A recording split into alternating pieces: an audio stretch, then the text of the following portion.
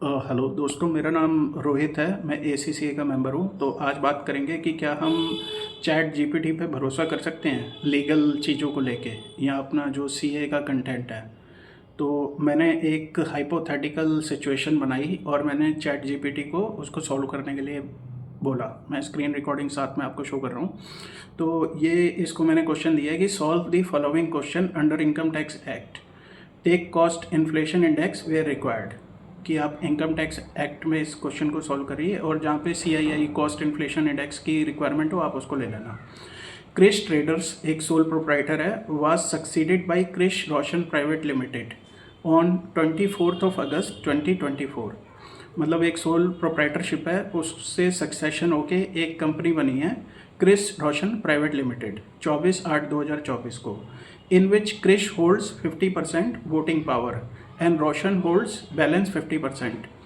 Krish Traders transfers all the assets and liabilities to KR Private Limited. जो सारी assets liability हैं वो जो सोल ट्रेडर है वो इस कंपनी को ट्रांसफ़र कर देता है। इसमें एक लैंड भी इंक्लूडेड है, that included a land acquired by Krish traders. इस सोल प्रोप्राइटर ने उसको एक्वायर किया था 25 मई 2020 को 10 लाख रुपए में। ठीक है।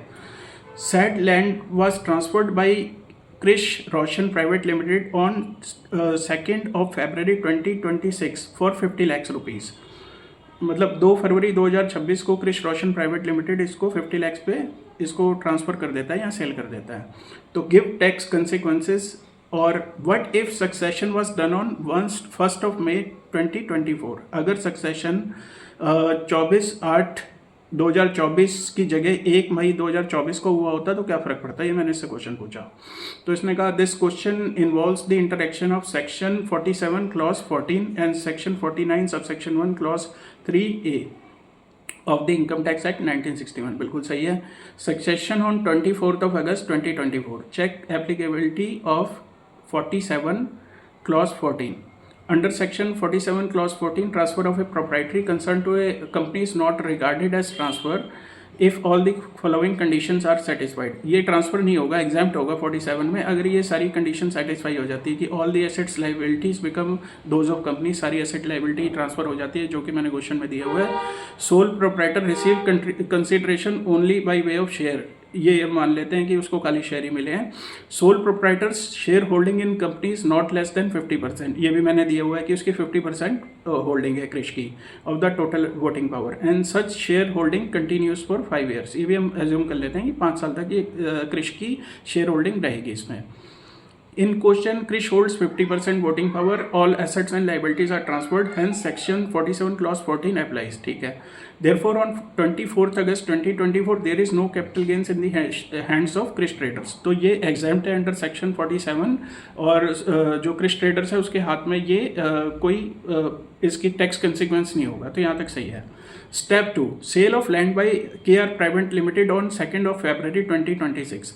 Section 47 clause 14 applied। Cost to company is cost to previous owner under section 49(1।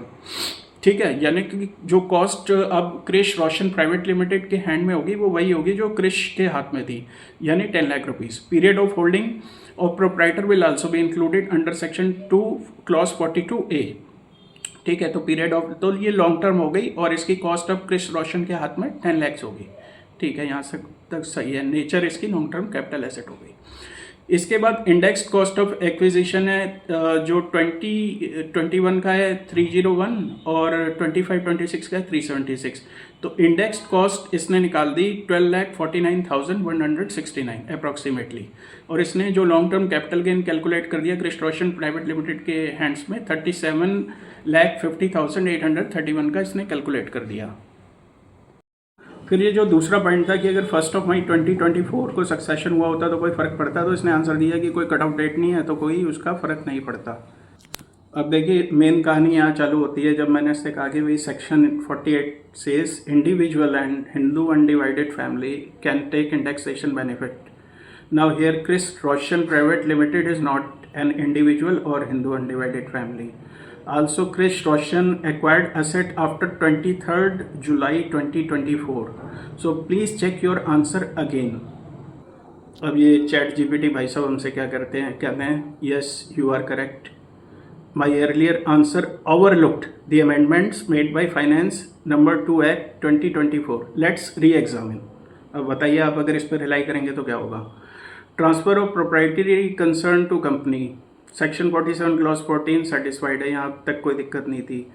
अब जो sale of land by KR private limited on 2 February 2026 है, तो cost to company period of holding में कोई दिक्कत नहीं है. इंडेक्सेशन इज अवेलेबल और not. You have rightly pointed out, ये देखिए, 2 issues. Section 48 now restricts benefit, indexation benefit for land building acquired on or after 23rd of July 2024. Indexation is generally not available except in specified cases. ठीक है. Care Private Limited is a company and not an individual or Hindu undivided family. This proviso introduced by Finance number 2 Act 2024 gives an option between 12.5 with indexation or 20% with indexation.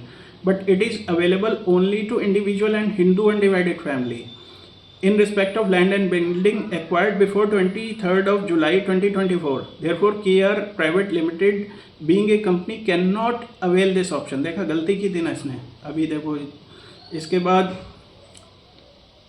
तो इसलिए आप इस पर rely नहीं करना. Second point ये भी बहुत कंट्रोवर्शियल है कि जो ट्रांसफ़र हुआ था, सोल प्रोप्राइटरशिप का सक्सेशन हुआ था, वो 23 जुलाई 2024 के बाद हुआ था या 23 जुलाई 2024 से पहले हुआ था. तो इसका कुछ फ़र्क पड़ता है कि नहीं, ये भी एक बहुत कंट्रोवर्शियल पॉइंट है. तो इसलिए आप चैट जीपीटी पे रिलाई नहीं कर सकते हैं. ठीक है, पूरा जो भी आप आंसर है उसको अच्छी तरह जांच पड़ताल कीजिए, उनको एक्सपर्ट से आप डिस्कस कीजिए, तब भी आप किसी कंक्लूजन पे पहुंचिए. Thank you.